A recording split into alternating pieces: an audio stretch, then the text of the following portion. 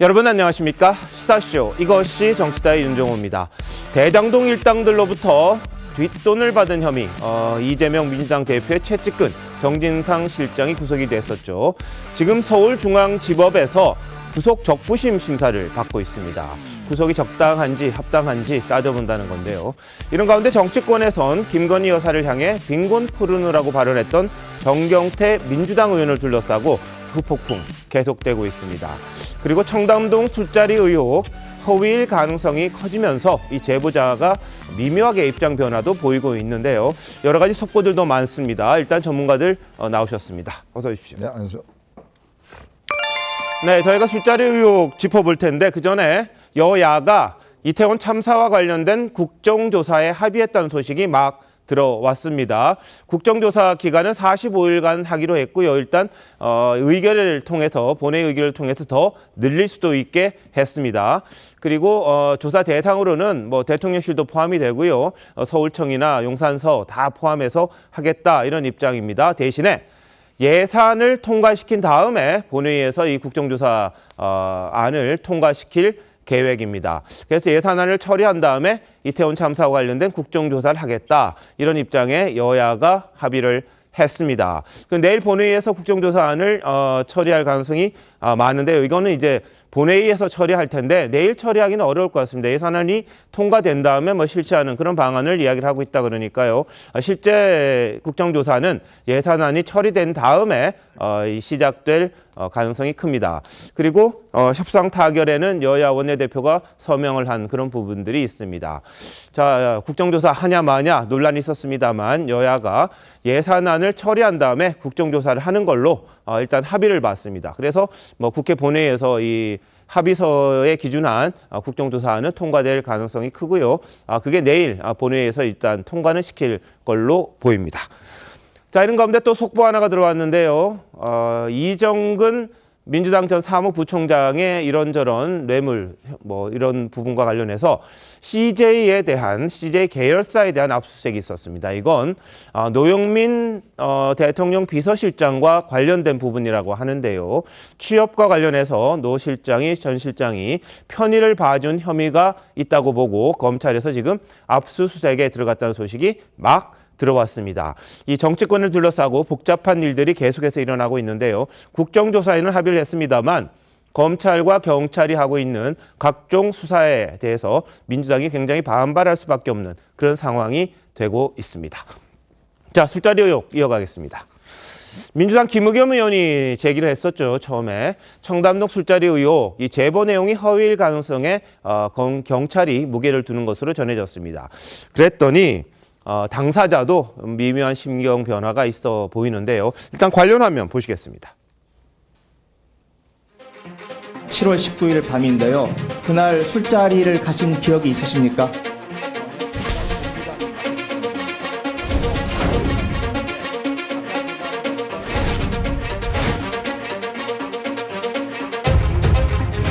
다들 자정 넘어서 모이셨잖아요. 자정 넘어서가 거의 한 새벽 3시까지 있었던 걸로.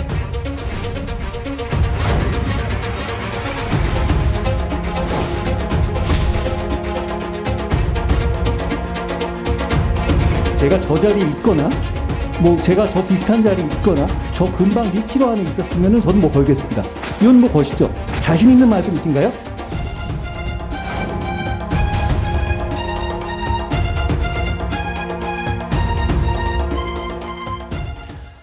네, 어제 국민일보 단독 보도였습니다. 밤 10시쯤에 이 관련자들, 여기는 뭐 윤 대통령이나 한동훈 장관, 김현장 변호사는 없습니다. 뭐 헤어졌다. 서로 이제 다른 방향으로 가는 아마 위치 추적이 가능했던 것 같습니다. 휴대전화를 통하면은 대충은 나오죠. 그 보도가 나온 다음에 이 제보자, 저희가 A씨라고 이야기를 하고 있는데 첼리스트의 전 남자친구죠. 이 사람이 SNS에 미묘한 글을 올립니다. 자, 윤종희 의원, 어떻게 입장이 바뀐 건가요? 네, 온 나라를 들썩거렸던 이 가짜뉴스가 어떻게 결말을 내는지 그걸 상황을 보여주고 있는 것 같습니다. 지금 일단 이 사건의 발단은 대통령과 한동훈 장관이 심야에 김현장 변호사 30명과 술자리를 했다. 새벽 3시까지. 거기서 바로 이제 이 김의겸 의원이 국회 국정감사장에서 제기를 하면서 비롯된 거 아니겠습니까? 근데 지금 이 사건 관련 서초경찰서가 당시에 주점 있었다는 사람들에 대한 이 휴대전화, 그러니까 위치 추적 시스템으로 다 조사를 한 모양이에요. 네. 그런데 알고 봤더니 이 첼리스트 일행들이 10시에 이미 주점을 떠났다고 합니다. 네. 자, 그다음에 그 이후에도 이 뭐 다른 장소에 옮긴 거는 뭐 이 파악이 된 모양인데 예. 이들이 그러니까 지금 이 제보자의 첫 주장에 의하면 뭐 다시 1시에 모였다 이렇게 이야기를 하는데 그것 또한 아니라고 합니다. 자, 요즘 세상에는요, 이 휴대전화 위치 추적만 하면 대충 이런 것들이 금방 밝혀지는 상황이거든요. 그렇다 보니까 이 제보를 한 사람이 이게 뭐 본인이 그러면 이게 어떻게 이런 상황이 벌어졌으니 이게 또 누가 거짓말을 했나? 뭐 이런 식으로 본인이 한 발을 지금 뺐어요. 예. 처음에 본인이 뭐 공익 신고자로 지금 뭐 해달라고 이야기를 하더니 결국엔 이렇게 과학적인 근거가 나오니까 발을 빼는 상황 아니겠습니까? 저는 이걸 보면서 정말 어떤 면에서 보면 상식적으로 말도 안 되는 뉴스가 예. 그것도 검증 없이 국회의원이 국회에서 질의를 해서 네. 정말 나라를 뒤흔들 것처럼 상당히 논란을 불러일으켰다가 예. 결국 경찰 조사해보니 진짜 이건 황당한 거짓 뉴스로 밝혀지고 있는 게 아닌가. 네. 이런 걸 보면 도대체 우리나라의 이런 이슈가 정말 보면 술자리에서 이렇게 뭐 이런 것 자체가 국회의원이 한 번의 검증도 거치지 않고 그 술집이라는 곳 자체에 한 번도 가보지도 않고 네. 확인도 해보지도 않고 이런 문제를 제기를 했다가 예. 그걸 또 뭐 더 탐사라는 그런 이 인터넷 매체가 부풀리고 네. 이런 것들이 결국은 종말을 이제 치닫고 있는 것 같은데 네. 저는 이번 기회에 정말 이런 가짜 뉴스가 어떤 면에서 앞으로 국정을 흔들지 못하도록 철저하게 당사자들에 대한 책임을 물어야 된다 이런 생각이 듭니다. 예. 자, 지난달 법사위에서 재생됐던 녹취록 속의 첼리스트 어떤 주장을 했었는지 한번 다시 들어보시겠습니다. 김앤장 애들을 모아놓고 하는 거였어. 근데 한동훈에 윤석열까지 다 온 거야. 와가지고 술 마시고 노래 부르고 무슨 대한민국 그 페이스북 해줬겠지. 그거 다 가지고 아니 경호원들도 있었을 거 아니야. 병원도 다 있었지. 우리 장관님 오셨으니까 클래식으로 조용한 거 너무 좋대. 노래 부르더라. 안정훈이? 노래를 불러? 나중에 윤석이 그리거든. 그 앞에 들어오십니다가 이러는 거야. 근데 그때가 1시야. 3시간을 놀라갔어. 자기 동백 아가씨 그거 하는데 자기도 연주해달래. 윤석이 하지? 동백 아가씨 자기가 부르겠대. 불러? 연주해달래. 해줬어. 자기들가 아는 노래 그런 거를 해줘야 엄청 감동받는단 말이야. 예, 자, 저 녹취를 국정감사장에서 김의겸 의원이 틀었습니다. 그러면서 그날 어디 있었느냐 이렇게 이제 추궁을 했었죠. 한동훈 장관은 강하게 반발하면서 본인의 뭐 모든 걸 걸겠다 이렇게까지 대응을 했던 그런 상황이었습니다. 지금 이런저런 경찰의 수사를 보면 이 허위일 가능성이 점점 커지고 있는 건 사실인 것 같아요. 그러니까 제보자라는 분도 이 자신의 여자친구, 전 여자친구에 대해서 좀 뭐라 그럴까요? 허풍을 왜 이렇게 떨었느냐 이런 식의 이 비판을 하고 있는 그런 상황인데 장윤 변호사 이렇게 되면 어떻게 흘러갈 것 같아요? 사실 제보자 B 씨라고 지목된 사람이 SNS에 올린 글은 본인도 원래 이 원 진술자인 첼리스트에게 좀 속았다는 취지를 알리고 싶었던 것 같습니다. 그러니까 이제 네. 거짓말쟁이라는 취지로 이야기를 하고 여러 곳에서 실제와는 다른 사실을 이야기한 것 아니냐라고 하는 것은 예. 그러니까 법률적으로 의미가 있는 어떤 게시글이라고 할 수 있죠. 본인이 어떤 고의나 의도성을 갖고 이 부분을 언론사에 제보하거나 공익 제보자로서의 신청을 한 것이 아니라 나도 이 부분과 관련해서는 속은 당사자일 수 있다. 상대방일 네. 수 있다라는 점을 좀 종정가는 기류가 바뀌어서 SNS에 길을 예. 올린 것 같습니다. 자, 근데 이분이 뭐 약간 정치적인 성향의 글도 많이 썼잖아요. 그거는 영향을 안 미칩니까, 정 변호사님? 이게 아마 그런 의도를 파악하는 데 있어서 여러 정황을 좀 보게 될 텐데 예. 정치적으로 편향이 있고 경향성이 있다라고 해서 이게 연장선상에서 고의성이 있지 않을까라고 하나의 네. 기준으로 삼을 수는 있지만 그게 직접적으로 인과관계가 있거나 연결고리가 있다라고 판단되지는 않을 것 같습니다. 알겠습니다. 자, 그런데 이 제보했다는 사람 A 씨라는 사람이요.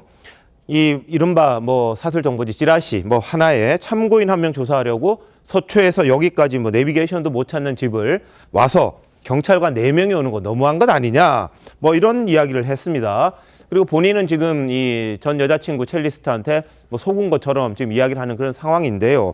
이 술자리 의혹을 처음 제기했던 더 탐사라는 쪽 김의겸 의원과 뭐 협업을 했다 이야기를 했었죠. 여기 압수수색 영장, 이 A씨에 대한 압수수색 영장을 보면 강진구와 김의겸, 첼리스트 이세창이 순차적으로 공모를 해서 청담동 술자리가 허위인 줄 알면서도 보도를 강행했다. 이렇게 돼 있다는 겁니다.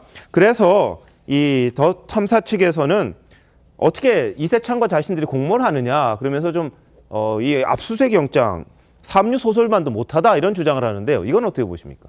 그 영장 범죄 사실은요. 그 당시의 상황만 가지고도 어떤 상황, 수사의 어떤 입장, 그림을 그려서 이 부분에 대해서 우리가 허위일 수 있으니까 이 영장을 좀 발부해 주십시오.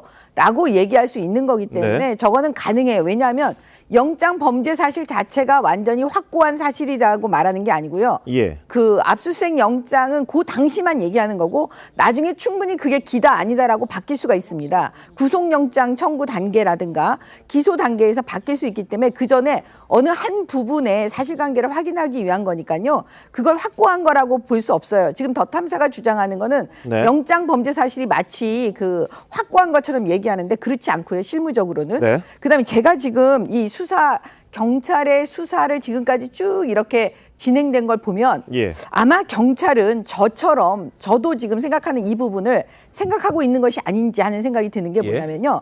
처음부터 첼리스트와 이 남자친구는 어떤 역할 분담을 하기로 서로 공모했다는 생각이 듭니다. 무슨 얘기냐면 예. 지금 명예훼손에서 이게 명예훼손죄, 이게 허위사실이라는 걸 알았을 거예요. 그러면 이게 명예훼손죄로 나중에 조사받을 때 본인들이 어떻게 빠져나갈지 네. 그것까지 생각을 한 것 같아요. 왜냐하면 지금 얘기를 하고 있잖아요. 이 남자친구가 제보자가 뭐라 그러냐면 자기 여자친구에 대해서 뻥쟁이다. 예. 뻥쳤다. 이렇게 얘기를 하잖아요. 그러니까 결국 뭐냐. 나는 여자친구 얘기를 진실로 알았다. 이러면 사실 고의가 아니에요. 빠져나갈 수가 있어요. 예. 그다음에 여자친구가 이제 조사를 받게 되면 그 여자친구는 나 남자친구한테 그때 이러이러한 사유로 거짓말을 했습니다. 예. 그냥 한 거예요. 이러면 명예훼손의 고의는 없었다. 이러면서 빠져나갈 수 있어요. 그다음에 김의겸 의원은 국회의원이잖아요. 네네. 나는 면책 특권이 있다. 이러고 예. 빠져나갈 수 있어요. 그러니까 일단은 질르면서 거짓말로 허위사실을 하면서 나중에 빠져나갈 구멍을 다 만들어 놓고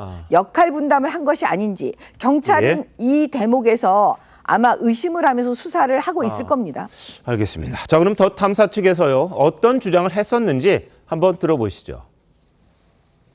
저희 취재 기자가 한동훈 법무부 장관을 추적 취재하게 된 것은 청담동 룸바 게이트와 관련된 진상을 확인하기 위함입니다. 본인은 그 현장에 있지 않았다, 자신의 직을 걸겠다라고 얘기를 했습니다마는 그것은 한동훈 법무부 장관의 일방적인 아직은 주장일 뿐입니다.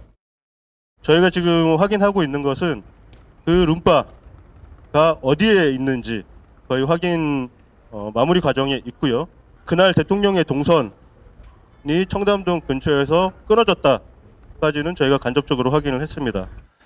예, 자, 어딘지도 확인을 안 한 상태에서 보도를 했었죠, 처음에.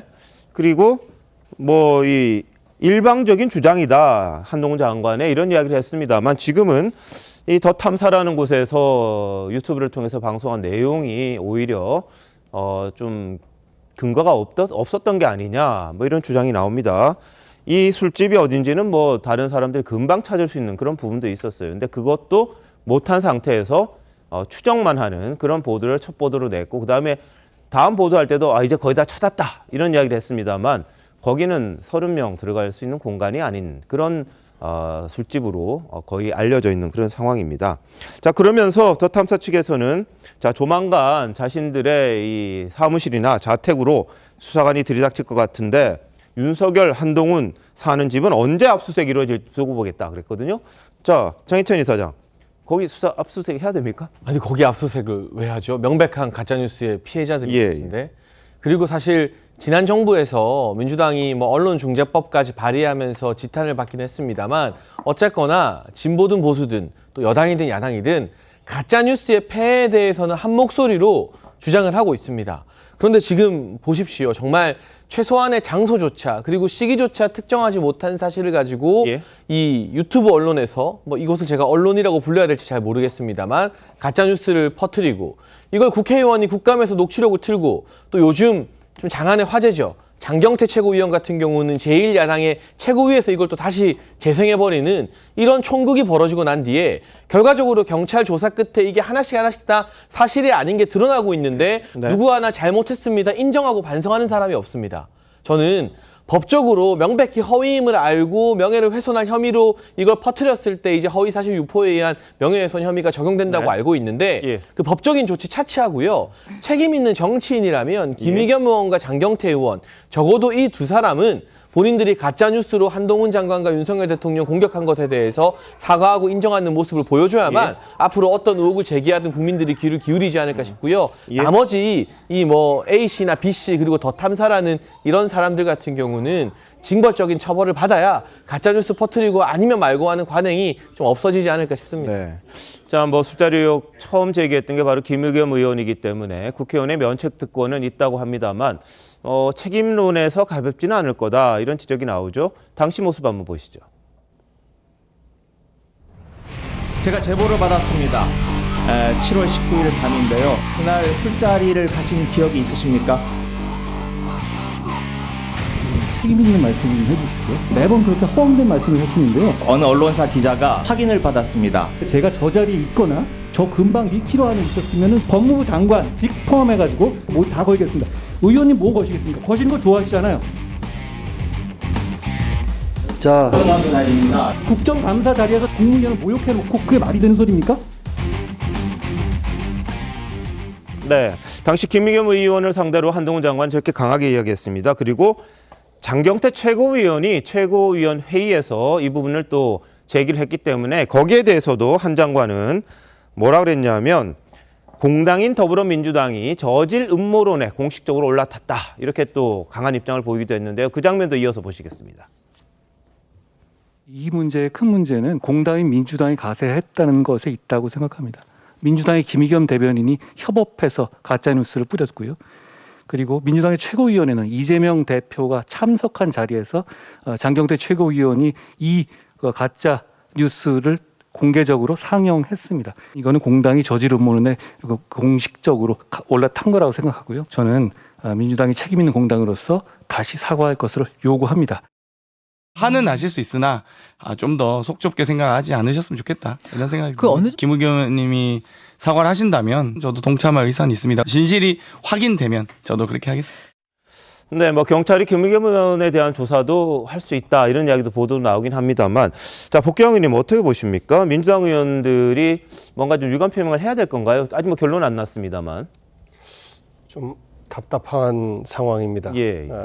이런 논쟁을 하는 것 자체가 우리 사회의 정치가 얼마나 이 참 수준이 낮은지를 보여주는 것이고, 그리고 저도 패널의 한 사람으로 나오면서 민주당의 입장을 대변을 하는 이런 입장에서 보면 굉장히 민망한 상황이고 난감한 상황이에요. 네. 김의겸 의원이 만약에 이것이 거짓이다라고 확정이 되고 나면 뭐 법적인 처벌은 피한다 할지라도 정치적 도의적인 부분에 있어서 사과는 해야 될 것이고, 저는 장경태 의원도 그런 부분에서 뭐 자유롭지 못하다라고 생각합니다. 그런데 정치적인 문제가 법적인 문제로 반드시 가야 되느냐라는 것에 대해서 저는 조금 의문점을 가지고 있습니다. 만약에 이 청담동 술자리 의혹이 완전한 가짜 뉴스였었다. 그리고 김의겸 의원이 더 탐사로부터 제보받은, 더 탐사는 첼리스 남자친구로부터 제보받은 그것들을 완벽하게 검증하지 않고 국민들에게 문제 제기한 부분, 이 부분은 정치적 책임이 더 큰 거거든요.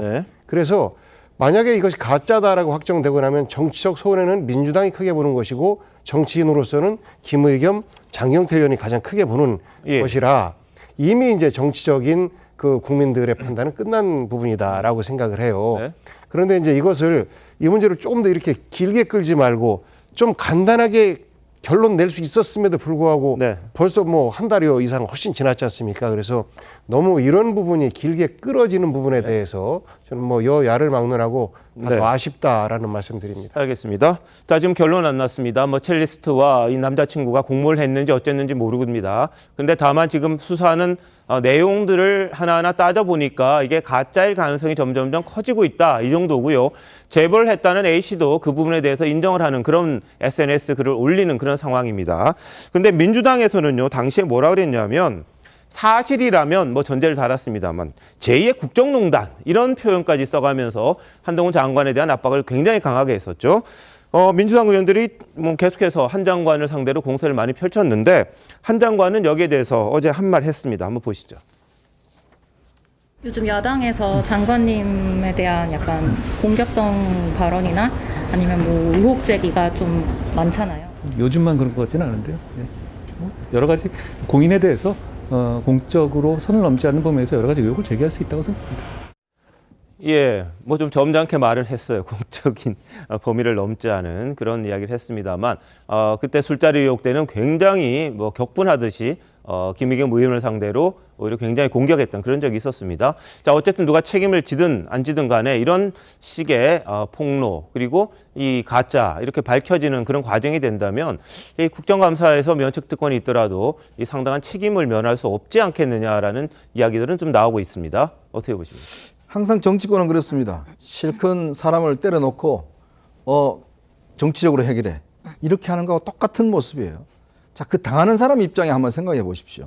저런 어떤 명예훼손을 당하고 한 달 동안 아까 앵커도 이야기했습니다만은 우리 언론의 중요한 뉴스로 다뤄졌습니다. 근데 이제 거짓말하니까 뭐 아니면 말고 그만이죠. 뭐 이런 식이에요. 또 정치적으로 보면 장경태 의원하고 김의겸 속으로 웃고 있을 겁니다. 지난 한 달 동안 내가 언론에 많이 나와서 내가 앞으로 출마할 지역에 내 지역구에 많은 사람들이 나를 알아볼 거야. 왜냐하면 사람들은 시간이 지나면 이런 나쁜 것들을 잊어버리고 유명세만 탄 것만 기억하니까 바로 그 정치적 이득을 얻는 거거든요. 자, 이 169명이나 되는 게 바로 민주당입니다. 지금 제1당입니다. 거기에 보좌진, 그다음에 뭐 당직자 등등해서 수천 명의 직원들이 근무를 하고 있습니다.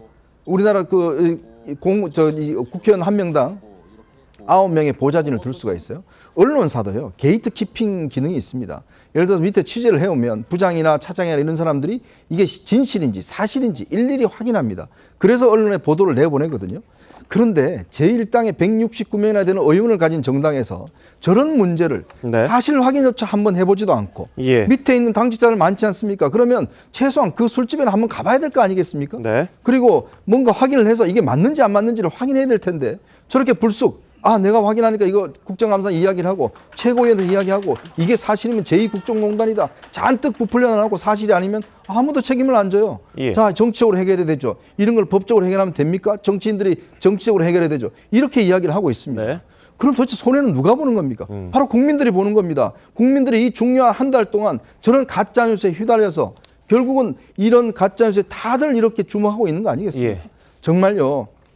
국민들이 정당에 수백억에 수천억의 돈을 투자해가면서 국민들 세금으로 운영되는 게 정당과 국회의원입니다. 도대체 이 사실 하나 확인 못하면서 무슨 국회의원을 한다는 겁니까? 자, 뭐 김재원 전 국민의힘 최고위원이 이와 관련해서 비슷한 분석을 한 게 있습니다. 국민의힘 조수진 의원 목소리와 함께 한번 들어보시겠습니다. 근거가 하나도 없죠. 뭐 이기든 지든 센 쪽하고 붙으면 무조건 승산이 있다 이런 식의 생각을 하는 것 같은데 그게 이제 김의겸 또 장경태 이런 분들이죠. 잔챙이들이 이제 그런 수단을 자꾸 쓰려고 하죠. 장경태 최고위원 같은 경우는 최고위원이에요. 지도부예요. 그런데 계속해서 아니면 말고가 이어가지 않습니까? 반성과 사과도 하지 않아요. 어떻게 보면은 더 저질 공방으로 가고 있는 거예요. 자, 저런 이야기가 나왔습니다. 왜 이러느냐? 거기에 대해서 또 진중권 광운대 교수는요. 일종의 한국 남성들이 갖고 있는 부정적인 여성 혐오에 편승해서 이 부정적인 이미지를 뭐 장경태 의원의 경우인 것 같아요. 이 화나 이 사진 찍고 이런 것들 김 여사에게 부정적인 이미지 씌우고 그 여파가 대통령에게 미치는 것을 가장 주요한 정치 전략으로 추구하는 게 아니냐 이렇게 분석을 하기도 했습니다. 자, 장윤 변호사 어떻게 보세요, 이런 부분? 저는 지금 진중권 교수가 이야기한 부분에는 공감하기가 좀 어렵습니다. 이 김건희 여사와 관련해서 외신에서도 특정 배우 오드리 헵번이죠. 따라했다, 구도며 어떤 아이를 아는 모습 유사하다고 지적을 했습니다. 저는 그게 적절한 행보라고는 생각하지 않습니다. 거기에 대한 대통령실의 대답은 공식적인 어떤 행보에 기자들이 가지 않고 그런 부분과 관련해서 어떤 개선안을 마련해 보겠다. 이런 부분이 맞는 거라고 생각합니다. 야당 의원을 고발 조치하는 것이 아니라. 그리고 그런 문제 제기가 어떻게 여성 혐오입니까? 그리고 네. 기본적으로 저는 썼던 용어가 적절하다고 생각하진 않습니다. 예. 왜냐하면 무슨 포르노라고 이 언어가 들어가긴 하지만 그건 학술 용어입니다. 사역적 용어고 시사 용어입니다. 그 부분을 그 맥락을 지적하는 것과 관련해서 이 본질을 호도하는 것, 여성 혐오가 있다라고 이야기하는 것, 저는 본질에 맞는 답변 네. 아니라고 생각합니다. 알겠습니다. 뭐 이런저런 분석이 나오는데 이 장경태 의원, 김건희 여사가 캄보디아 화나를 만날 당시에 이 사진 촬영을 위해 조명을 사용했다 이런 주장을 했다가 대통령실이 고발을 했습니다. 오늘 대통령실로부터 고발 1호 국회의원이 됐다 이런 피켓을 들고 항의를 했는데 화면 한번 보실까요? 동행 허위사실 유포한 건 없는데 기분 나쁨죄는 될 수 있는데 재가를 물리기 위해서 고발하고 겁박한다면 뭐 거기에 응하면 안 되겠죠. 역사상 초유의 대통령실로부터 고발 1호 국회의원이 되었습니다. 2022년 윤신 정권 고발 조치 1호가 탄생했습니다. 이로써 윤석열 정권의 성역은 김건희 여사임이 명백해졌습니다. 도둑질을 불을 켜고 하든 끄고 하든 도둑질은 도둑질입니다. 김건희 여사에게 묻겠습니다. 명예훼손은 반의사 불벌죄입니다. 본인이 야당 국회의원에 대한 처벌 의사가 있는 것입니까? 만약 있다면 대통령실 고발이 아닌 직접 고소하는 것이 맞지 않습니까? 역사적인 고발을 해주셨으니 역사적인 사명감으로 대응하겠습니다. 제2의 장준하가 되어 역사의 진실 앞으로 당당하게 나아가겠습니다. 예, 역사상 초유의 대통령실로부터 고발당한 1호 국회의원이 됐다 이런 주장을 하고 제2의 장준하 선생이 되겠다 이런 이야기도 했네요. 자, 어떻게 보셨습니까? 일단 장경태 의원 보좌진이 9명이나 있을 텐데요. 예. 자료조사 안 하고 뭐 하시는지 잘 모르겠어요. 본인이 역사상, 헌정사상 대통령실에 고발당한 1호 국회의원이다라고 막 이게 자랑인 듯 말씀하시는데 지난 2007년에 노무현 정부 당시에 그 청와대 비서실장 명의로 한나라당 이 김정은 의원에게 이 고발을 했던 적이 있고요. 그리고 또 이 과거 민주당이었던 김경재 의원에게도 예. 노무현 정부에서 고발이 있었던 적이 있습니다. 그런데 고발한다고 했다가 나중에 결과적으로 시한이 지나서 좀 취하가 되긴 했습니다만 대통령실, 청와대에서 현직 국회의원에게 고발한 사례가 2건이나 조금만 검색해보면 나옴에도 불구하고 그것도 확인을 못해서 또 가짜뉴스를 말하고 계신 거거든요. 이러니까 이제 장경태 의원이 뭐라고 말씀을 하신들 국민들이 아 저게 진짜다라고 생각하겠습니까? 이렇게 젊은 정치인이 최고 지도부까지 올랐는데 하는 게 계속해서 김건희 여사 스토킹에 주장하는 것마다 다 가짜뉴스니까요. 같은 네. 젊은 정치인으로서 참 안타까울 따름입니다. 예. 자, 근데 그 예전에 고발을 실제로 해서 이 고발장이 접수가 됐습니까? 아니면 그 중간에 취하가 됐습니까? 김경재 의원 같은 경우는 고발 의사를 밝히고 접수는 안 했고요. 예. 한나라당 이제 김정은 의원 같은 경우는 실제로 접수가 되었습니다. 네, 알겠습니다. 자, 어떻게 보세요? 제2의 장준하. 사실 확인을 좀 해봐야 될 것 같습니다. 네. 2007년이면 이제 노무현 정부 맨 마지막 해인데 예. 그때 이제 어떤 일들이 있었는지 좀 저도 확인을 해봐야 될 것 같은데요. 네. 제2의 장준하라는 표현은 좀 과하지요. 뭐 오히려 민주당의 민주운동을 해왔던 어르신 같은 경우에도 저렇게 자신을 장준하 선생께 그 비견하는 저런 표현은 좀 예. 무리하다라고 생각을 하실 겁니다. 그런데 그 장경태 의원의 저 행위 네. 본질이 아니거든요. 예. 대통령 외교와 그 부인의 그 순방 과정에서 나오는 여러 가지 적절치 못한 경우에 대한 지적을 할 수 있습니다만 저 사진이 실제 빈곤 포르노의 화보 촬영이냐 아니냐는 사실 논쟁의 중심이 돼서는 안 돼요. 지금은. 그러니까 당의 최고위원 정도면 지금 이 시국에서 어떤 것이 포인트인지를 네. 좀 봐야 되는데 뭐 다행스럽게 오늘 여야가 국정조사 합의는 됐습니다만 어제 뭐 그 언론사에 나왔던 그 유족들의 울부짖음을 봤지 않습니까? 그런 것들로 초점을 맞춰야 되는데 네. 그런 것들을 흐리는 역할을 했다. 예. 그리고 좀 더 세심하게 그 사실관계를 확인하는 이런 과정들이 좀 부족했다라는 아쉬움이 좀 있고 예. 여기에 대해서 고발로 맞선 대통령실은 정말 실망스럽습니다. 굉장히 속 좁은 행동처럼 보여요. 그리고 과연 저것이 고발을 할 만큼 중요한 문제인가? 예. 이런 의구심이 들어요. 결국은 김건희 여사 기분 나빴기 때문에 대통령실이 대신해서 고발을 해준 건데 이것이 과연 대통령실에서 야당 국회의원을 두고 할 일인가? 라는 이런 그만큼 무게감이 있는 일인가? 라는 생각이 들어요. 예. 해명을 하면 되는 거죠. 알겠습니다. 의혹이 있는 부분에 대해서 깔끔하게 해명하는 것.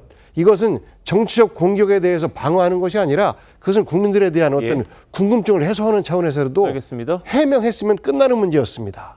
자, 그런데 대통령실에서는 조명 쓴 적이 없다고 계속해서 이야기를 했고요. 근거를 제시를 해라 그러면 뭔가 했다면. 근데 지금 이번에 보면 경찰에다가 그 당시에 사진 같은 거, 동영상 같은 걸 다 제출했다는 보도가 나왔습니다. 그런데 사실 여부에 대해서 오마이뉴스조차 이게 자연 불빛일 가능성이 있다 이렇게 분석하기도 했거든요. 대통령실의 해명이 틀리지 않을 수도 있다 이런 이야기를 했는데 장경태 의원은요. 오늘 캄보디아 아동의 자택 주소를 알려달라 이렇게까지 지금 나오는 겁니다. 인정은 안 하는 거죠. 아니라고 하는데 계속 맞으니까 한번 따져보자 이런 취지인데요. 한번 보시죠. 대통령실에 요구합니다. 김건희 여사의 수행원, 촬영팀의 인원과 소속, 카메라 기종 등 물품 목록을 즉시 제출해 주십시오. 해당 캄보디아 아동 자택 주소도 알려주시기 바랍니다. 후원이 빗발친다더니 이젠 감축이 급급하다는 소문이 파다합니다. 예, 그때 이제 이 화나는 한국에서 수술해주겠다 이런 이야기가 나왔다 그랬죠. 근데 감축이 급급하다는 소문이 파다하다. 집을 알려달라. 어떻게 보십니까? 이제 민주당의 지도부의 어떻게 보면 수준을 보여주는 건데요. 거짓말을 위한 거짓말을 지금 계속 하고 있어요. 이제 급기야는 외교 문제까지 손을 대려고 하는 거예요. 제가 볼 때는. 근데 장경태 위원이나 김의겸 의원이나 지금 제가 볼 때는 이 거짓말이 거의 습벽이 되어 있다는 생각이 들어요. 왜냐하면 자꾸 한 번이 아니고 두 번, 세 번 계속 하잖아요. 그러면 저는 사실 대통령실은 그 어떤 역대 정권에서도 많이 참으려고 노력하지 않겠습니까? 근데 이제 참을 수가 없었던 게 이게 계속되니까 네. 사실은요, 만약에 개인 대 개인의 문제라면요, 우리 김건희 여사가 네. 만약에 개인이었다 그러면 예. 그 다음에 민주당이 개인이다 이렇게 생각하면 이 정도 되면요 스토커 범죄예요. 왜냐하면 장기간에 걸쳐가지고 예. 같은 비슷한 방식으로 계속 괴롭히는 거잖아요. 그래서 제가 볼 때는 본인들이 지금 무슨 짓을 하고 있는지 빨리 깨달아야 되는 거고요. 이번에 이제 이 고발이 들어가면 사실은 이제 거짓말을 하고 있다라는 거에 초점이 되는 거지, 사실 조명을 썼는지 조명을 안 썼는지 이게 뭐가 그렇게 중요하겠습니까? 그 아픈 아이한테 가서 우리가 관심을 표명했다는 게 중요한 거죠. 네네. 그래서 제가 볼 때는 이걸 가지고 나 고발당했으니까 너무 좋다 뭐 이런 식으로 말하는 거는 국민들 앞에 거의 이게 상식적으로 이게 말이 안 되는 거고요. 예. 제가 볼 때는 앞으로 이 사건을 계기로 해서 거짓말을 멈추어 달라는 게 아마 그 대통령실의 입장이라고 보여집니다. 알겠습니다. 잠깐만요. 근데 고발당해서 좋을 사람이 어디 있겠습니까? 아무리 정치적으로 성장을 한다고 모르겠습니다. 이 때릴수록 큰다 그럽니다만. 근데 장경태 의원이 지금 한 가지 이 대통령실에서 고발로 나갈 수밖에 없었던 이유를 여러 가지 밝혔는데 그중에 하나가 아니라고 자꾸 이야기하고 근거를 댔는데도 자꾸 맞다 그러고 그걸 인정하지 않으려고 하니까 이걸 어떻게 할 방법이 없으니까 그렇게 했다 이런 주장을 하잖아요. 그건 어떻게 보세요? 그러니까 우리 제목이 이것이 정치다잖아요. 우리 프로그램 제목이. 이것이 정치답니까? 정말 저는요, 대한민국 정치의 수준이 아까 복귀 의원도 지적했습니다마는 오늘 같은 경우에 중대한 일들이 많았습니다. 국정조사에 합의를 했고 지금 국회가 지금 민노총 시위가 지금 연일 계속되고 있습니다. 우리 경제가 기업들이 지금 자산 유동성을 확보하기 위해서 엄하게 지금 자산을 팔고 있습니다. 정말 어떤 경제가 백척간도에 서 있고 여러 가지 어려운 문제들이 산적해 있어요. 자, 그 문제를 해결해야 되는데 제1야당의 지도부가 지금 이 사진을 조명을 썼냐 안 썼냐는 문제를 끊임없이 지금 거짓말을 하고 있는 거잖아요. 장준하 선생이요? 장준하 선생이 어떤지 한번 읽어나 보셨습니까? 독립을 위해서 그 고생을 하고 건국 과정에서도 그 고생을 하고 독재 정권에 맞섰다가 결국 의문사한 분이 장준하 선생입니다. 어떻게 자신과 장준하 선생을 똑같이 이야기를 할 수가 있습니까? 성만 같지 전혀 다르지 않습니까? 알겠습니다. 정말 이거는요, 장준하 선생에 대한 모욕일 뿐만 아니라 우리 정치에 대한 모욕입니다. 이런 국회의원들은요, 정말 국민들께서 한번 보셔야 됩니다. 과연 이런 국회의원들이 과연 국민들을 위해서 일을 하고 있는 것인지 한번 보셔야 될 겁니다. 오죽하면 복귀 의원님께서도 장준하 선생 비하한 거는 좀 과했다 이렇게 이야기했겠습니까? 장경태 의원이 장준하 선생을 언급하는 건 좀 과한 게 아니냐, 정말 그런 생각들이 민주당 내에서도 있을 것 같은 그런 생각은 드는데요. 여하튼 장 의원은 지금 독재 정권에 맞서서 싸우는 투사가 된 그런 자신의 모습을 이야기를 하는 것 같습니다.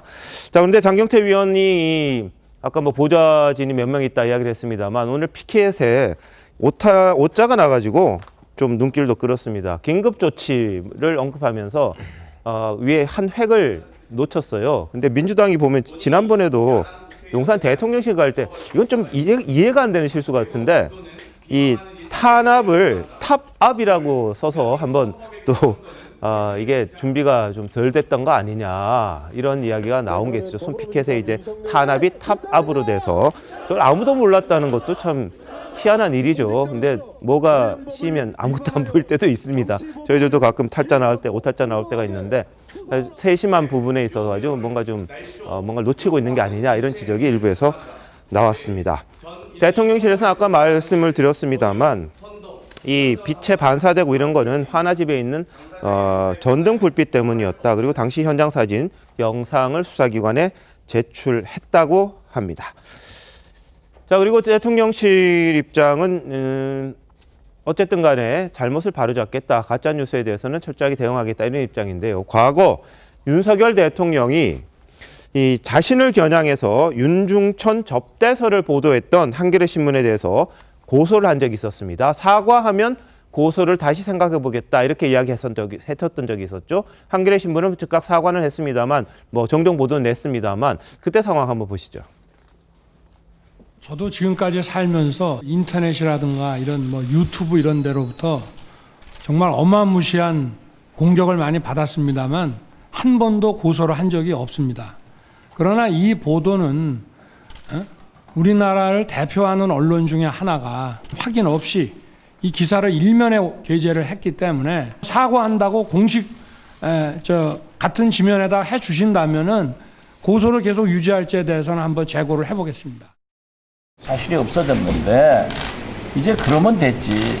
계속 고발을 유지할 필요가 있을까? 아니 사실이 밝혀지든 안 밝혀지든 사과를 저는 받아야 되겠습니다. 이게 뭐 아니면 말고식으로 검찰총장이라는 사람에 대해서 이런 식으로 보도를 해놓고 야 확인됐으니까 고소 취소하라 이런 말씀은 이거는 저는 좀 제가 듣기에도 좀 그렇게 받아들이기 좀 어렵다고 저는 생각합니다. 장윤 변호사 어때요? 사과하면 취하할까요? 저는 검찰총장일 때는 저렇게 이야기할 수 있다라고 생각합니다. 네. 대통령이 됐으면 정치의 최정점으로 무한 책임지는 거 아니겠습니까? 모든 영역을 사법 영역으로 가져가는 건 검찰총장의 한계에서 벗어나지 못했다고 보여지는 측면이 있습니다. 정치는 기본적으로 대화로 풀고 협치로 풀고 문제가 있으면 다 아우르면서 그 문제 해결을 해나가는 겁니다. 법조인들은 그렇게 사고하지 않죠. 왜냐하면 법원이 최종적인 판단의 주체니까요.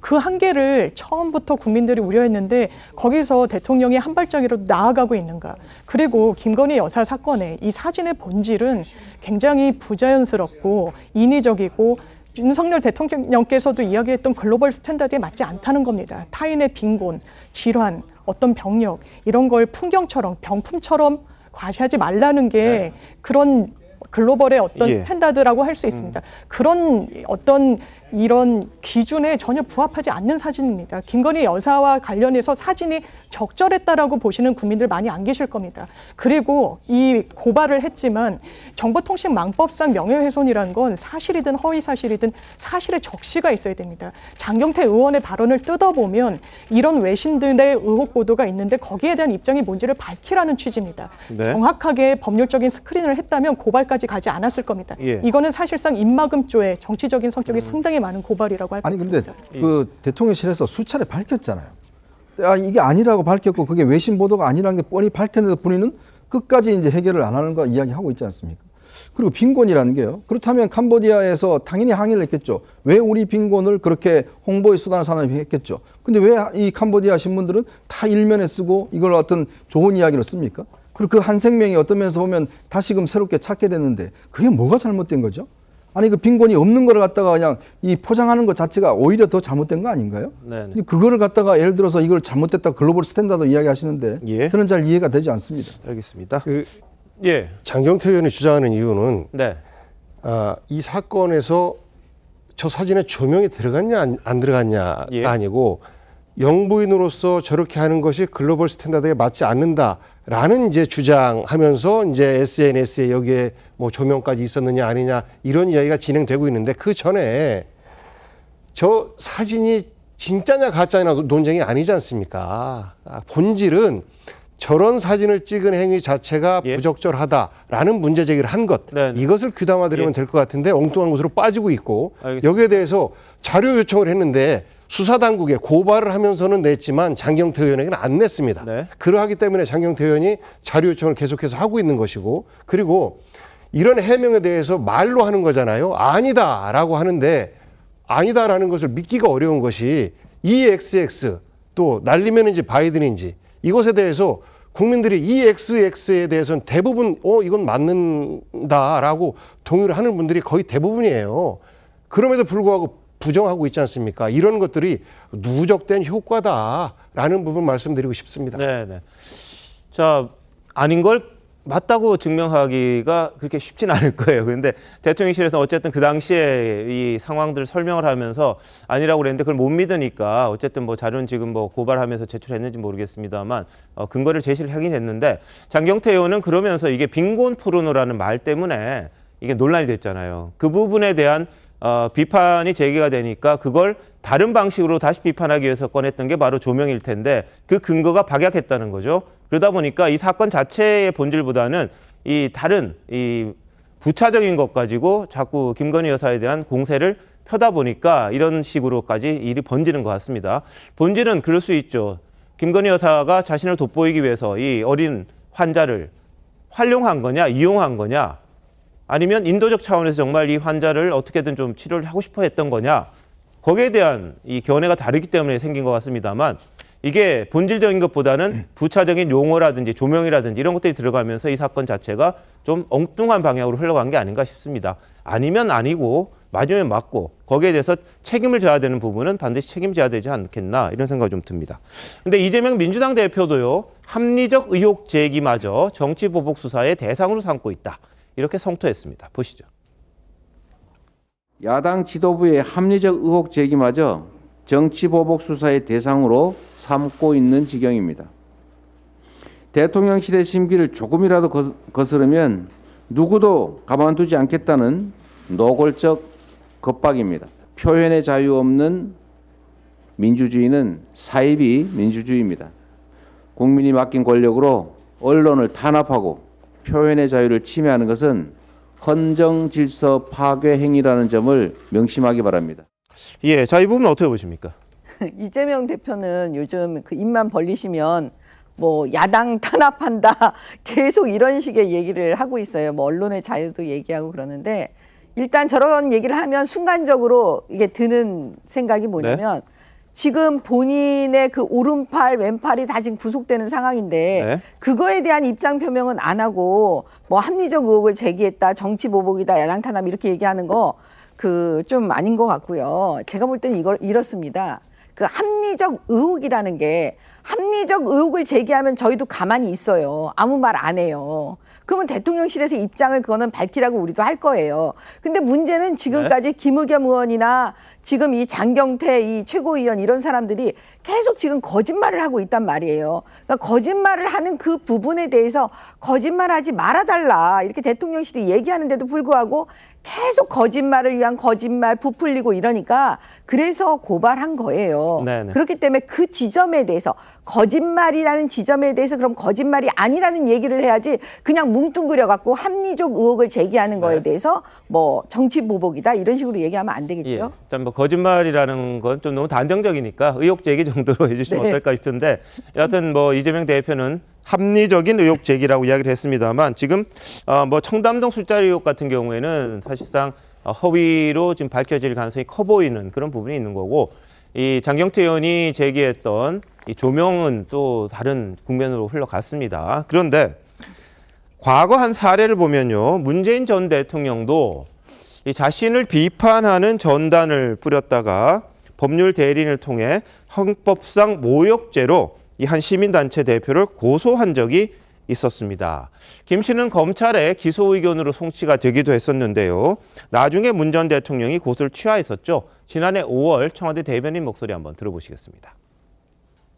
문재인 대통령은 2019년 전단 배포에 의한 모욕죄 관련하여 처벌 의사를 철회하도록 지시했습니다. 이번 일을 계기로 국격과 국민의 명예, 국가의 미래에 악영향을 미치는 허위사실 유포에 대한 성찰의 계기가 되기를 바랍니다. 예, 저게 하나 있었고요. 또 김종숙 여사의 버킷리스트라 그래서 뭐 여행지 다니는 게 하나의 뭐 대통령 부인으로서 이 하나의 고난처럼 했었다. 이 칼럼이 있었습니다. 중앙일보 칼럼. 이 칼럼 리스트를 상대로 정정보도 청구 소송을 했던 적이 있었습니다. 그건 이제 1심에서 패소를 했고 그 이후에 항소를 안 해서 그냥 끝나긴 했습니다만 이 문재인 정부에서도 이런저런 소송을 제기하긴 했던 것 같아요. 청와대 입장을 반영해서. 자, 이 부분은 장미 변호사 어떻게 보세요? 이게 동렬해서 법적 평가를 할 수 있는지 개인적으로는 좀 의문입니다. 장경태 의원의 발언은 저도 적절하다고 생각하진 않지만 조명이 있었는지 없었는지 이게 자기적인 사진이 아닌지에 대한 어떤 사실관계에 대한 의혹 제기 성격이 있었고요. 그 문재인 전 대통령이 모욕죄로 고소를 했던 건은 문재인 전 대통령을 겨냥해서 이렇게 표현했습니다. 이게 일본의 혐한 극우 주간지를 차용해서 북조선의 개라는 표현을 썼습니다. 이거는 같은 선상에서 법적 평가는 당연히 법원 단계에도 가도 동일하게 평가받을 수는 없는 사안이라고 생각하고요. 이건 굉장히 인신 공격적인 성격이 있다라고 봅니다. 이걸 똑같이 해서 김건희 여사에 대해서 동물에 비유해서 폄훼하는 어떤 사회적 편판을 저해하는 표현을 쓴다면 그거는 어떠한 경우라도 지지할 수 없을 겁니다. 근데 사실 제가 그 모욕죄로 고소당한 분 직접은 모르지만 간접적으로 아는 분인데요. 2년 동안 경찰 조사받으면서 고생을 상당히 많이 했어요. 그 당시는 현직 대통령이 본인에게 좀 기분 나쁜 전단지를 붙였다 하더라도 권력이 없는 일반 시민을 고소고발한 사건이고요. 지금 장경태 의원 같은 경우는 권력자입니다. 본인도 현역 국회의원이고 다수당인 야당의 최고위원 아니겠습니까? 수차례 해명의 기회, 사과의 기회를 줬음에도 불구하고 끝끝내 가짜뉴스를 거듭 유포했기 때문에 오히려 저는 정치인에 대해서는 가짜뉴스 퍼뜨리면 안 된다는 단죄가 이 기준을 마련하는 게 필요하다는 데 국민적 공감대가 있을 것 같고 이 고소고발을 언론인이나 일반 시민에게 했던 지난 정부의 청와대가 훨씬 더 좀스럽다는 생각을 가지고 있고요. 그 전단 저도 봤는데 이제 어벤져스라는 영화에 나오는 이 악당이죠. 타노스 등등을 패러디한 전단인데요. 그 정도 가지고 고소고발하면요. 윤석열 대통령 지금 개딸들 다 고소해야 됩니다. 정말 말도 안 되는 인신 모독성, 윤석열 대통령과 김건희 여사에 대해서 모멸적인 표현을 쓰는 전단지와 플랜카드 들고 막 시위하고 집회하는 사람이 어디 한둘입니까? 하지만 적어도 일반 국민에 대한 고소는 하지 않고 국회의원으로서 본인의 권력을 이용해서 가짜뉴스를 유포한 장경태 의원에 대해서 고소한 것이기 때문에 오히려 지금의 고소가 저는 더 할 수 있는 고소라고 생각합니다. 그러니까 어느 고소가 더 뭐 정당성이 있고라고 얘기하는 것도 좀 제가 볼 때는 부적절한 논쟁 같고요. 그렇습니다. 대통령실에서 근무를 하면 대통령과 대통령 가족에 대해서 절대적으로 지켜야 된다라는 이런 의식이 발동이 돼요. 이 당시에 문재인 대통령을 북조선의 개라고 표현한 전단지, SNS하고는 좀 성격 자체가 다르죠. 이것에 대해서 어떻게 해야 되는지에 대해서 논쟁이 길었습니다. 이제 그럼에도 불구하고 이 부분은 고발을 통해서 더 이상 이런 일이 반복되지 않게끔 하는 이런 효과를 봐야 된다라는 의견이 좀 줄을 이뤄서 결국은 이제 뭐 고소까지 하게 된 것인데 이런 것들이 어찌 보면 정권을 대통령과 대통령실에 대해서 국민들이 굉장히 좀 너무 좀 속좁게 운영하는 것 아니냐라는 비판적 시각으로 볼 수 있게끔 하는 거리를 제공합니다.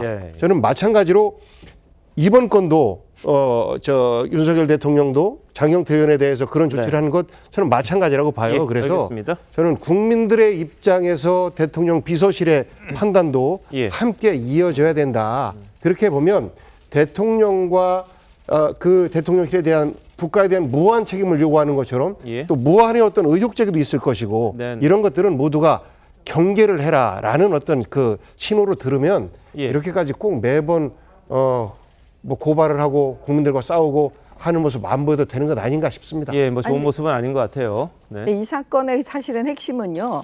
그때 김정식 씨는 그냥 청년이에요. 불체포 특권이나 면책 특권이나 이런 아무런 권력이 없는 그냥 일반 시민이었어요. 근데 그 시민이 이제 사실은 어떻게 보면 그렇게 따지면 언론의 자유를 가장 많이 보장받아야 될 사람인 거예요. 근데 그 부분에 대해서 이제 문재인 대통령이 직접 모욕죄로 고소를 했습니다. 그게 왜 그랬냐면 모욕죄는 친고죄예요. 대통령 피해자라고 생각하는 사람이 직접 고소를 하지 않으면 안 되니까 아마 문재인 대통령이 직접 하신 것 같은데 네네. 그래서 적절하지 않다라는 얘기를 했던 거고요. 예. 지금은 뭐냐면 각종 특권을 다 갖고 있는 국회의원들이 계속 가짜 뉴스를 지금 계속 대통령을 향해서 대통령 영부인을 향해서 이렇게 나오니까 이 부분만큼은 정치의 수준이 이 정도 되면 안 되지 않겠나. 네네. 그래서 제발 멈춰달라 이런 의미에서 고발을 한 거니까요. 제가 볼 때는 장경태 최고위원이 사과를 해주시면 예. 지금이라도 저는 대통령실에서 그 고소 취하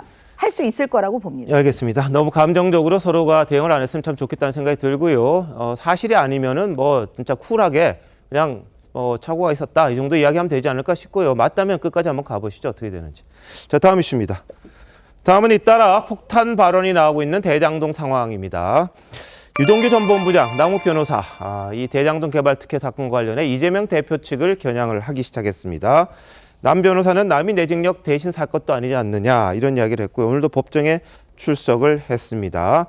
이재명 대표 측근들에게 뇌물과 선거 자금을 제공했다 이렇게 밝혔고 이 보도들이 하나씩 나오면서 액수가 처음에 이제 저희들이 알고 있었던 8억을 넘어서 어제는 18억 뭐 이렇게 나오더니 오늘은 이제 40억이 넘는다 이런 보도들까지 나오기 시작을 했습니다.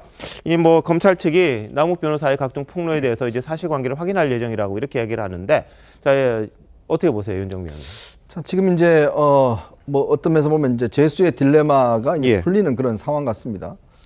사실은 이제 그동안 어떤 이 문재인 정부 검찰에 때는 밖에 있었던 정진상, 김용 이 두 분은 이제 안으로 들어가고 네. 오늘 자정이면 그때 구속됐던 3명은 또 밖으로 다 나옵니다. 예. 참 이게 묘한 상황이 지금 벌어진 거죠. 그리고 지금 이제 남욱과 유동규 이런 분들이 지금 폭로를 하기 시작한 것은 상황 자체가 이제 바뀌었기 때문에 이제 폭로를 하는 거라고 생각이 듭니다. 왜냐하면 이제 이 정권 교체가 되기 전에는 이재명 대표가 대통령이 될 가능성이 있었으니까 본인들이 입 다물고만 있으면 충분히 어떤 이 죄를 면책받을 수 있을 것이다라고 판단했을 것이고 이제 와서는 이제 상황이 달라지기 때문에 그러니까 정확히 그 이야기죠. 내가 지은 죄만큼 벌을 받겠다. 이게 지금 이 유동규와 남욱 이 사람들의 공통적인 의견이고 모르겠습니다. 오늘 밤 12시에 나오는 김만배 씨는 또 어떻게 입장을 취할지는 모르겠습니다만은 결국 이들의 주장을 종합해 보면 이재명 대표의 성남시장 시절, 경기도지사 시절, 그다음에 대선의 경선 이 일련의 어떤 과정에서 결국 이 대장동이라는 상황과 이 땅들이 했던 돈이 하나의 저수지처럼 이 계속적으로 쓰여진 거 아닌가. 만약 그게 사실이야 그러면 만약에 거기에 그럼 이 이재명 대표가 몰랐느냐. 아니, 나는 선거하느라고 몰랐다 이렇게 이야기를 할 수 있죠. 누가 초밥 사왔는지 몰랐다. 근데 나는 먹었다라고 이야기를 할 수 있습니다. 그런데 그 초밥이 무슨 돈으로 썼는지 그다음에 쌀국수가 무슨 돈으로 사야지는 알아야 될 거 아니겠습니까? 자, 그렇다면 본인이 선거를 치렀는데 선거에 드는 비용이 어떻게 들어왔는지는 최소한 알아야 될 거니까 아마 그거에 대해서 이재명 대표가 합리적인 답변을 해야 될 것 같습니다. 예, 이 부분은 이제 검찰이 주장해야 될 부분입니다. 지금 김용 정진상 실장까지 이어졌고요. 오늘 구속 적구심을 통해서 정 실장에 대한 석방 여부가 결정이 되는데 여하튼 가장 가까운 측근이라고 본인이 인정했던 두 사람이 지금 구속이 돼 있는 상황이기 때문에 이재명 대표를 향한 검찰 수사가 불가피하다 이런 이야기가 나올 수밖에 없는 그런 상황이죠.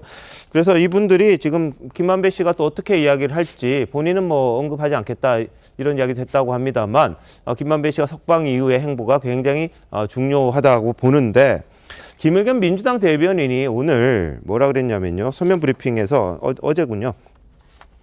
남욱이 석방된 뒤에 첫 재판에서 쏟아낸 말들, 이 석방의 대가가 뭔지 그리고 검찰과 어떻게 대장동 사건을 조작하려는지 그 실체를 적나라하게 드러냈다 이렇게 이야기를 했습니다. 그러니까 검찰이 석방시켜줬다 이런 취지로 이야기한 거죠.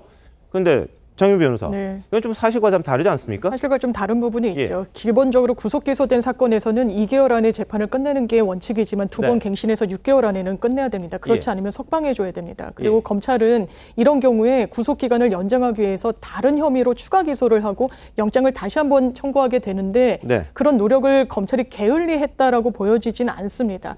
다만 이제 남욱 변호사는 이렇게 이야기하는 동의인이 본인에게는 있을 수 있습니다. 천화동인 1호와 관련해서 이것이 이른바 대장동 일당이 나누는 것이 아니라 다른 이 정치권으로 흘러가도록 이재명 대표 측이라고 표현을 하고 있는데 거기로 가게 되면 본인들이 나누기로 한 배임과 관련한 액수가 현저히 줄어들게 됩니다. 그렇다면 양형에는 굉장히 많이 반영이 될 수밖에 없고 그 연장선상에서 계속 추가적으로 이 지금 진행되고 있는 사건과는 비교적 무관한 정치권으로 흘러간 1억, 2억, 8억 그 계속 상향 조정되는 그 액수와 관련해서 이야기를 하는 부분은 이게 본인의 죄를 더해 나가는 진술일 수도 있는데 했다는 건 뭔가 검찰과 최소한 구형량에선 조정이 되지 않을지 그 부분과 관련해서는 뭐 기소와 관련해서 어떤 부분이 있진 않았을지 좀 추정되는 거 아니냐라는 입장을 내놓을 수는 있겠습니다. 대한민국은 형량을 그냥 협상하는 플리바게닝 이런 제도는 없죠. 미국 같은 경우에는 뭐 인정하면 얼마 뭐 감형해주겠다 이런 건 있습니다만 대한민국엔 그런 건 없습니다. 그거 잘못했다가는 또 법적으로 처벌받는 부분도 있긴 한데 지금 장윤희 변호사 이야기하는 건 뭔가 암묵적으로 그게 있지 않겠느냐 그럴 가능성에 대한 제기를 한 겁니다. 근데 그건 알 수가 없는 부분이고 남욱 변호사가 자신이 자꾸 이야기하는 부분이 오히려 추가로 기소될 가능성도 있어 보이는데 왜 이야기를 할까? 거기에 대한 의문들은 또 제기가 되는 것도 사실입니다. 자, 근데 김의겸 대변인도요. 장경태 최고위원보다 앞서서 여러 가지 주장을 했지만 이 사실관계가 좀 불투명하거나 또 잘못하는 일들이 좀 있었습니다. 자, 뭐 대북 코인 관련 수사를 하기 위해 한동훈 장관이 미국에 갔다든지 EU 대사 발언 왜곡 같은 게 있었는데 한번 보시죠. 제가 어렵게 구해봤습니다. 영문으로 되어 있는 한 5, 60페이지짜리 자료인데 이분들이 북한의 이더리움 서버 또 북한의 이더리움 리서치 센터를 만드는데 대단히 큰 관심을 가지고 있다. 그래서 제가 이걸 보면서 한동훈 장관님이 이걸 보았으면 대단히 입맛이 당겼겠다. 우리가 당겼겠다. 저 자료 어렵게 구하셨다고 그러는데요. 저 자료 제가 알기로는 그 인터넷 매체에 그냥 나온 자료입니다. 저는 좀 이해가 안 가는 것이 김의겸 의원님 말씀처럼 진짜로 그런 문제가 있다면 범법의 가능성이 큰 것인데 그거를 미국이 조사하면 안 되고 우리가 조사하면 안 된다는 말씀이신가요? 저는 그 부분을 묻고 싶습니다. 확보는 못했죠. 하려고 지금 노력 중인데 예를 들면 에리카라는 분을 접촉해 보려고 노력 중인데 지금 찾을 수가 없어요. EU 대사가 북한이 도발 수위를 높여가고 있는데 현재 윤석열 정부에서는 대화 채널이 없어서 대응하는 데 한계가 있는 것 같다. 자신이 대사가요. EU 대사는 그런 발언을 하지 않았다고 설명한 바 있습니다. 대변인께서도 사과의 발언을 하신 것으로 제가 알고 있습니다. 외교적으로는 좀 부적절한 일이라고 생각합니다.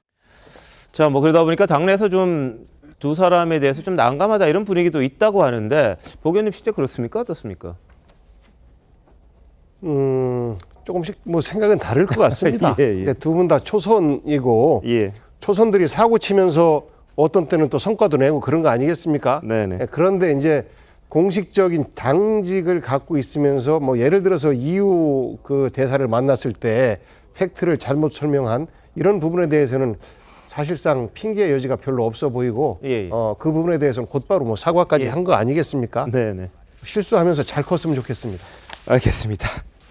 자, 아까 뭐 김만배 씨 이야기했는데 오늘 밤 12시면 나오는데 지금 뭐 남욱이나 유동규와는 좀 다르게 본인은 어떤 언급도 하지 않겠다 이런 이야기를 했다고 합니다. 법정에서 모든 걸 말씀드리겠다 그랬는데 자, 김만배 씨와 관련해서 이재명 대표는 특별한 관계는 없고 인터뷰하러 한번 만났었다 그랬죠. 이 대표는 또 김만배 씨가 자신을 욕하면서 원망했던 사람이다. 이 점을 강조하기도 했는데 한번 들어보실까요? 그분에 대한 설명 계속 엇갈린다라는 지적들이 있습니다. 아니 그분은 전혀 없고요. 그런 말 뭐 한 기억도 없습니다. 맥락을 들어봐야 아는데 그때 이런 얘기 저런 얘기 했기 때문에 기억이 나지 않습니다. 이재명 지사랑 친분 부인하는 취지로 말씀하셨는데 사실 그분하고 이재명 지사하고 뭐 특별한 관계도 없고 한 번 만나봤습니다. 옛날에 이 인터뷰차 이재명 지사와는 케미가 안 맞는다 뭐 이렇게 말씀하셨던 보도가 있었습니다. 그런 거는 제가 여기서 정치적 성향에 대해서 말씀드리기는 곤란하고요. 김만배 등 이분들이 저를 온갖 욕을 했습니다. 본인이 직접 육성으로 한 말도 있습니다. 공산당 같은 XX 뭐 등등 이렇게 저를 원망하고 욕했습니다. 이랬던 사람들이 이 사업이 다 끝난 다음에 이제 다 성남시로부터 무슨 도움받을 일도 없는데 그 원망하던 저를 위해서 돈을 줬다. 대선 자금을 줬다. 이게 말이 되는 얘기겠습니까? 네, 저렇게 이제 김만배 씨와의 관계에 대해서 부정적인 이야기를 이재명 대표는 했는데, 자, 지금 유동규, 남욱 두 사람은 이재명 대표 측을 겨냥하고 있습니다. 근데 다만 남욱 변호사 같은 경우에는 김만배로부터 들었다, 알고 있다, 이런 전언을 하는 식으로 지금 법정에서 진술을 하고 있습니다. 그래서 김만배 씨가 어떤 말을 하냐가 굉장히 중요하다, 이런 분석이 나오고 있는데요. 장윤 변호사, 네. 어떨 것 같으세요? 굉장히 중요합니다. 왜냐하면 지금 남욱 변호사의 증언, 위증죄를 감내하고 하는 발언이기 때문에 증명력이 상당히 높다라고 봐야 되죠. 본인이 법조인입니다. 그렇기 때문에 내가 모모라는 사실을 체험했다라고 이야기하고 있지 않고요. 김만배에게 듣기로 천화동인 1호는 이재명 대표 측의 것이라고 들었다라고 이야기를 합니다. 다른 금원 수수와 관련해서도 유동규에게 건넸더니 형님들에게 줬다라고 들었다, 이런 식으로. 왜냐하면 형사소송법상 이런 전문 증거, 누구로부터 들었다는 히얼세이 에비던스에 대해서는 증거 능력을 부여하고 있지 않습니다. 왜냐하면 들은 말로 증거로 바로 채택을 해서 혐의 인정을 해버리면 굉장히 그 공소유지나 이런 부분이 취약해지기 때문입니다. 그렇다면 제일 중요한 건 원 진술자인 김만배 씨가 법정에서 내가 남욱에게 그런 이야기를 한 것이 사실이다라는 부분을 인정해야 되는데, 김만배 씨 같은 경우에는 일관해서 천화동인 1호는 본인 것이라고 이야기를 하고 있습니다. 언론에도 그렇게 이야기를 했고요. 녹취록에 그분이라는 이야기가 나오지만 중앙지검장 같은 경우에는 국회 출석해서 최소한 정치인은 아니라고 이야기를 했던 부분이 있습니다. 그렇다면 이 퍼즐을 어떻게 맞춰나갈 수 있을 것인지 힘에는 김만배라고 하겠습니다. 예, 자, 이재명 대표는 자신의 최측근이 구속되자 유검무죄, 무검유죄 이렇게 강하게 반발을 했었습니다. 이에 대해서 한동훈 법무부 장관은 오늘 기자들과 만나서 한마디 했어요. 보시죠. 이재명 대표 혐의를 수사가 필요하다는 게 주장이 있어가지고 저는 구체적 사건에 대해서는 관여하지 않고요. 거기에 대해서 검찰이 이 시스템에 따라서 투명하게 잘 수사할 거라고 생각합니다. 그 유검무죄, 무검유죄라고 민주당이 하신 건 어떻게 돼요?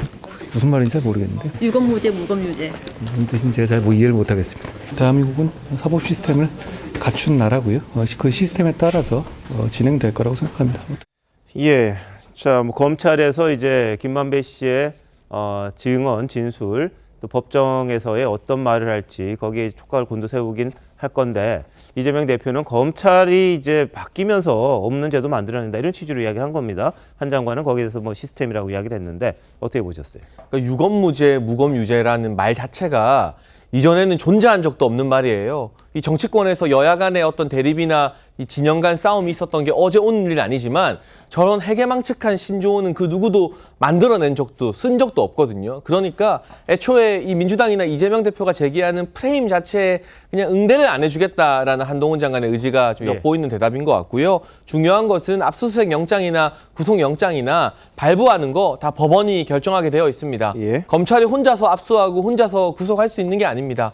법원이 어느 정도 혐의가 소명되었다고 판단하고 거기에 추가적으로 도주와 증거인멸의 우려까지 더하여졌기 때문에 발부하는 것이 구속영장이고요. 물론 현 단계에서 우리가 유무죄를 단정할 수 없습니다만, 측근이 줄줄이 구속이 될 정도의 일정 부분 혐의가 소명되었다고 판단을 받았다면 계속해서 뭐 검찰이 바뀌어서 어떻다 하실 것이 아니라 국민 앞에 최소한의 유감 표명 정도는 하는 게 공당의 지도자로서 선택할 수 있는 최소한의 예의가 아닐까 싶습니다. 예, 자, 뭐 이재명 대표 입장에서는 바뀐 건 검찰밖에 없다, 이런 주장을 했죠. 그러다 보니까 이 문재인 정부 당시에 이 천화동인 1호 주인이 누구냐, 유동규가 이번에는 다른 사람으로 바뀐 거, 이거는 검찰이 의도적으로 뭔가를 좀 몰아가는 게 아니냐, 이런 취지의 주장을 하면서 이 신조어를 만들어낸 것 같습니다. 근데 유 전 본부장 같은 경우에는요, 검찰에 적극적으로 진술을 하면서 새로운 사실들을 하나하나 검찰에서 지금 확인하고 있다. 이런 보도가 나옵니다. 예를 들면 대장동 민간 사업자에게 막대한 이익을 몰아주고 이 성남도공에는 확정 이익만 배당했던 수익 배분 방식. 이게 최종적으로 이재명 대표가 공모전에 승인을 했다. 이런 진술을 검찰에다가 했다는 그런 이야기입니다. 자, 이런 부분들이 이제 검찰에서 확인 중에 있다. 이럴 경우에는 뭐 배임 혐의도 가능한 것 아니냐. 이렇게 해서 검찰이 지금 따져보고 있다. 이런 보도가 동아일보에서 나왔는데요. 자, 유 전 본부장은 처음에는 지켜주고 싶었지만 알고 봤더니 의리란 건 없더라. 이런 말을 해서 이 화제가 되기도 했습니다. 한번 보시죠. 제가 안고 가겠다는 생각 더 이상 안 해. 내가 지지 말아야 될 것까지 질 이유는 없잖아요.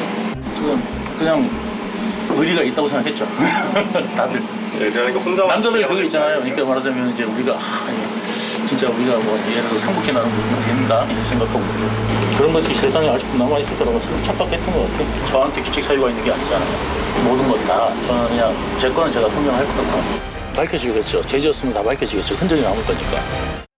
예, 자, 유 전 본부장은 말을 많이 합니다. 이제 검찰이 입증을 해야 될 책임이 있는 그런 상황이긴 한데요.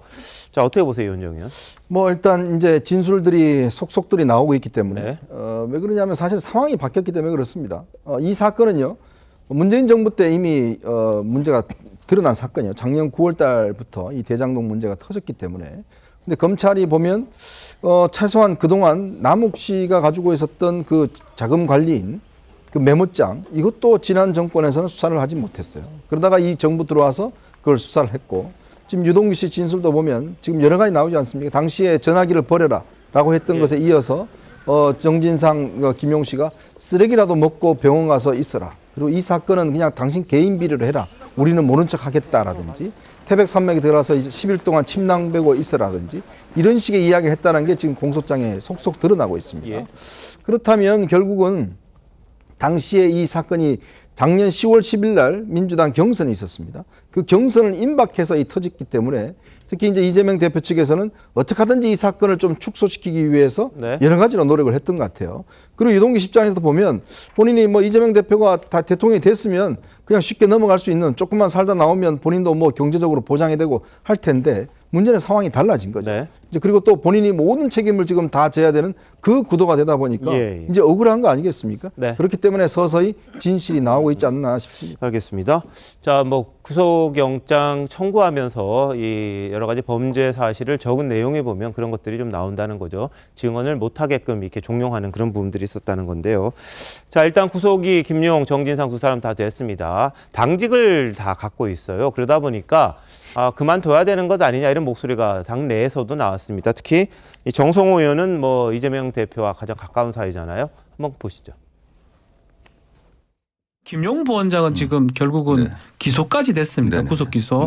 그러면 당헌 80조가 적용돼서 당직 정지 이 부분 규정이 적용되는 거 아닙니까? 지도부에서 판단해야 될 문제겠지만은 본인이 그냥 자진 사퇴하는 게 낫지 않겠나. 이재명 대표의 측근 중에 한 분이 정성호 의원이 말씀하신 것처럼 자진 사퇴 등을 하는 게 이런 문제를 해결하는데 어떤 선제적 조치가 될 수 있다고 생각하고요. 그래서 김용 부원장에 대한 괜한 80조 적용 문제가 논란이 되지 않도록 하고. 예, 자, 뭐 정성호 의원이 이야기를 했다고 하니까 무게가 실렸을 건지는 모르겠는데 오늘 김용 부원장 당직 사퇴했고요. 당이 수리했습니다. 그리고 정진상 실장은 사의 표명했는데 지금 구속 적부심이 있기 때문에 그 결과 보고 판단하겠다 이런 입장을 내놨다고 합니다. 자, 이런 가운데 민주당에서는 이게 조작 수사다 이런 주장을 많이 하고 있습니다. 그런데도 당내 일각에서는 이재명 대표가 직접 입장 표명을 해야 되는 게 아니냐 이런 주장도 일부에서는 나오고 있거든요. 그런데 이 대표는 오늘도 침묵했습니다. 자, 이재명 대표의 침묵 한번 지켜보시죠. 오늘도 많이 기다리시는 대표님, 그 사법 리스크를 당이 떠안고 있는 거 아니냐 이런 부담이 나오는데 좀 어떻게 생각하세요? 입장 관련해서 증인 임명하신 거에 대해서 좀 불만이 당내에서 당직자 사이에서 좀 있는 것 같아요. 어떻게 보시나요? 대표님이 직접 해명이나 유감 표명해야 되는 거 아니냐 이런 목소리도 나오거든요. 이거 어떠실까요? 대표님 측근들이 대표님에게 불리한 질문을 하는 이유가 뭐라고 생각하세요? 죄송합니다. 네, 식사 맛있게 하시죠. 당헌 80조는 검토 안 하시나요? 발을 빼셔야 보이냐 지금. 그 전진상 실장 유동규 그 증거 인멸 정황 네, 보고 죄송합니다. 받으셨나요 혹시? 예, 좀 뭐 이 대표는 침묵 지켰습니다만 좀 입장 표명해야 되는 것 아니냐 이런 이야기도 나오는 것 같아요. 보 의원님 어떻습니까? 대답하기 어려운 질문들을 지금 기자분들이 하고 있죠. 대답하기 예. 어려운 거고요. 입장이라고 하면 이재명 대표의 오랜 측근들이 이렇게 그 검찰 수사를 통해서 당을 힘들게 하고 있고 당원들을 걱정하게 하고 있는 부분에 대해서는 뭐 얼마든지 이야기할 수 있다라고 생각해요. 그런데 그 부분이 아니라 인정하는 입장 표명 비슷하게 들릴 수가 있습니다. 그래서 시점으로 볼 때 어떠한 형태의 유감 표명이라도 지금 시점이 아니다라는 판단을 좀 내리고 있는 것이고요. 당 내에서 뭐 일부 몇 분들이 이제 도의적이고 지극히 상식적인 이야기를 하는데 그것이 장차의 일이지 지금의 일은 아니다. 다만 이재명 대표께서 지금 나에게 완벽하게 흠이 없고 정말 탈탈 털어도 먼지 한 방울 안 나오고 내 주변 사람도 그랬다라면 더 좋았을 터인데 그러지 못한 부분에 대한 아쉬움, 그리고 지금 검찰이 지나치게 그 선거 상대였던 그 본인을 향해서 겨누고 있는 이 수사 칼날에 대해서 아쉬움과 답답함 뭐 이런 부분도 함께 표현하지 않을까.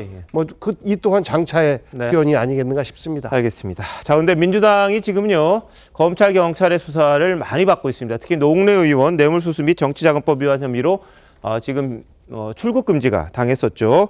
이제 돈을 얼마를 받았는지 확인하는 단계에 들어가 있고요. 이 부분과 관련된 수사가 진행되는 가운데 이 서울시장 선거에 나왔던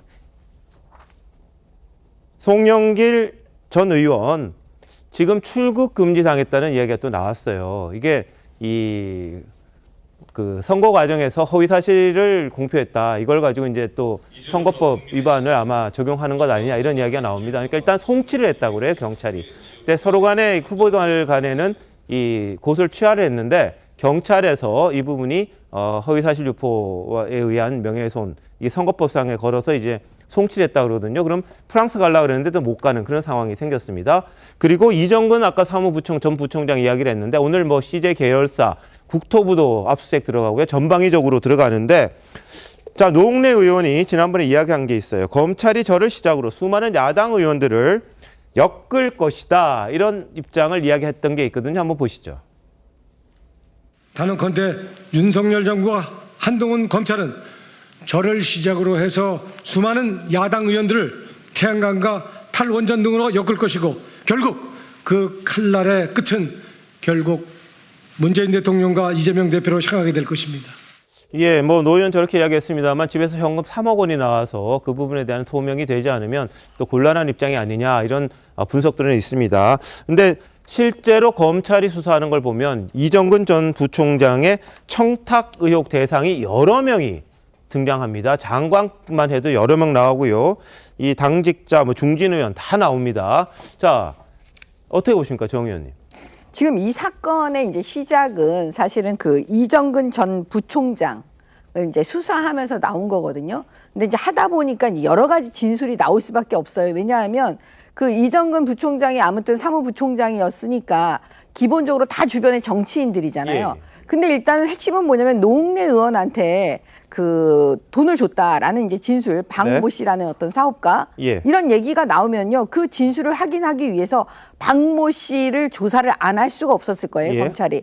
하다 보니까 그냥 이렇게 순차적으로 가는 거지. 이걸 마치 무슨 야당을 딱 타겟으로 해가지고 무슨 정치인들을 수사하고 검찰이 지금 그 할 정신도 없고 그러지도 못하는 거고요.